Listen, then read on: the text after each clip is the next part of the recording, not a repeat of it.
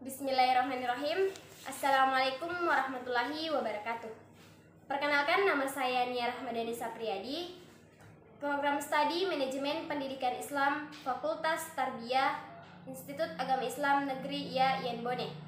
Nah, pada kesempatan kali ini saya akan memaparkan materi mengenai manajemen konflik dalam organisasi pendidikan. Terlebih dahulu saya akan menjelaskan apa sih itu konflik. Menurut KBBI atau Kamus Besar Bahasa Indonesia, konflik adalah percekcokan, perselisihan, dan pertentangan. Nah, sedangkan menurut Wilmot dan Hocker,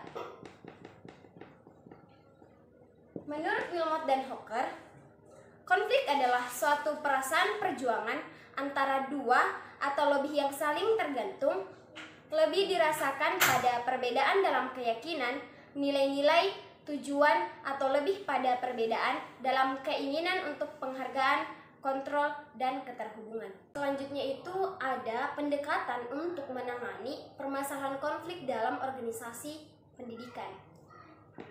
Pendekatannya. Yang pertama itu ada pendekatan dalam berkompetisi.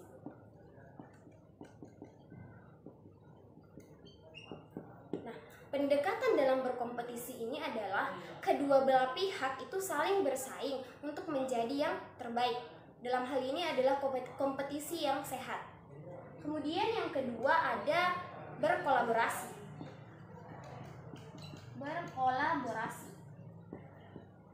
Nah, berkolaborasi di sini yaitu pihak yang sedang berkonflik itu saling bergabung dengan dilandasi keinginan saling memperhatikan untuk memuaskan kedua belah pihak sehingga konflik dapat diperkecil.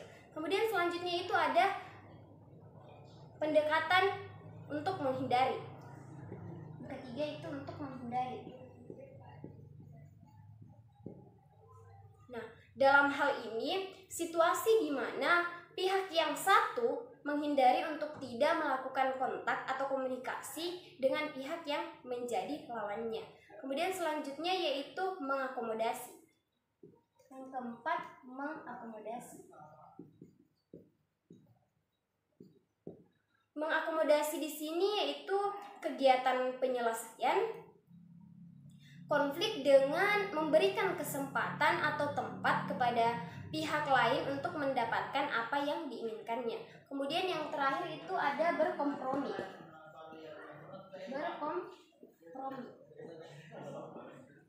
Berkompromi dalam hal ini situasi di mana setiap pihak yang berkonflik bermusyawarah untuk saling memberikan saran atau pendapat, mencari solusi atau jalan keluar dari permasalahan yang dihadapinya. Baik, yang selanjutnya adalah manajemen konflik dalam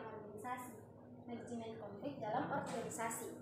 Konflik terjadi ketika seseorang merasakan bahwa tindakan orang lain akan memiliki efek negatif. Namun tidak sedikit yang beranggapan bahwa semua konflik adalah buruk. Ternyata tidak, karena konflik itu dibagi atas dua sifat. Yang pertama adalah fungsional dan yang kedua adalah disfungsional. Fungsional itu adalah kelompok yang menjadi bermanfaat dalam peningkatan efektivitas dan juga prestasi organisasi.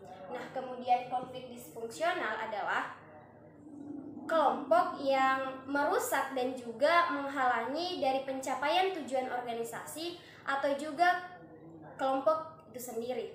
Kemudian yang selanjutnya ada bentuk-bentuk konflik dalam organisasi.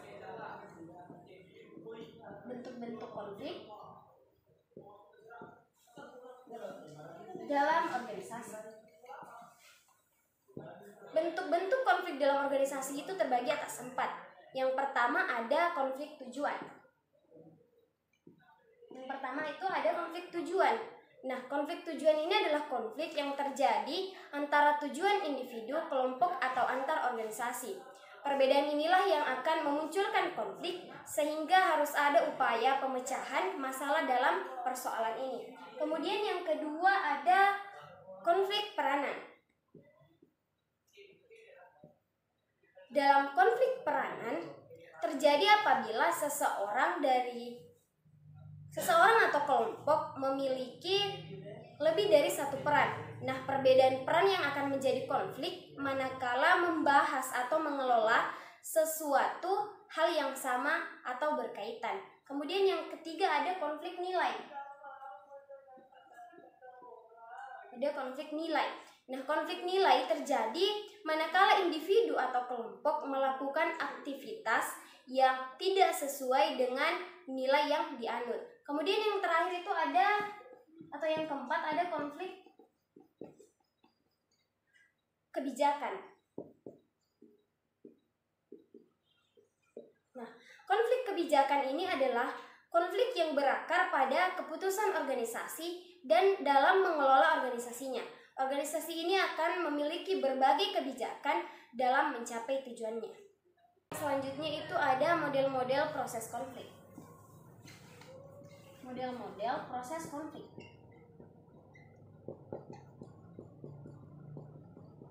Model-model proses konflik ini yang pertama ada awal konflik. Awal konflik yang dimana apa yang lazimnya dapat memicu konflik dan bagaimana karyawan meresponnya. Tergantung responnya, sebuah konflik yang tadinya sangat kecil itu bisa saja membesar dan memburuk. Banyak yang mengatakan bahwa segera selesaikan konflik saat ia berbentuk benih. Yang kedua itu ada sumber konflik. Sumber konflik. Setidaknya ada 6 yang menjadi konflik di organisasi. Yang pertama itu tujuan yang tidak sejalan.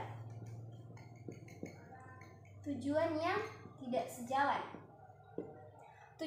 tidak sejalan yaitu karyawan dalam satu departemen bisa saja tidak setuju dengan tujuan yang telah ditetapkan oleh seseorang atau departemennya.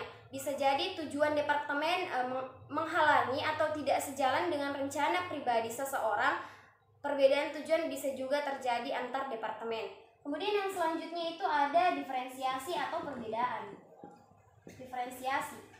Diferensiasi atau perbedaan. Nah, perbedaan antara organisasi, departemen, dan berbagai pihak seperti dalam hal pelatihan, nilai-nilai keyakinan, dan pengalaman menjadi sumber konflik. Ketika semua sepakat tentang sebuah tujuan, mungkin orang berbeda dalam penggunaan cara pencapaian tujuan itu. Yang selanjutnya ada interdependence.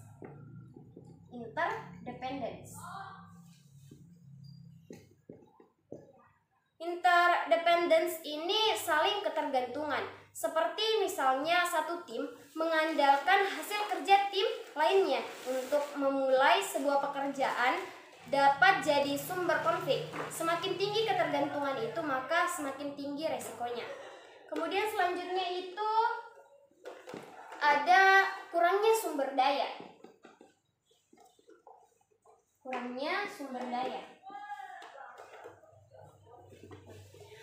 sumber daya, ketika sumber daya terbatas yang sebenarnya terjadi di setiap organisasi, maka orang atau unit itu departemen bisa saja merebutnya, saling berlomba-lomba ingin memilikinya. Kemudian yang terakhir itu ada ambiguous role.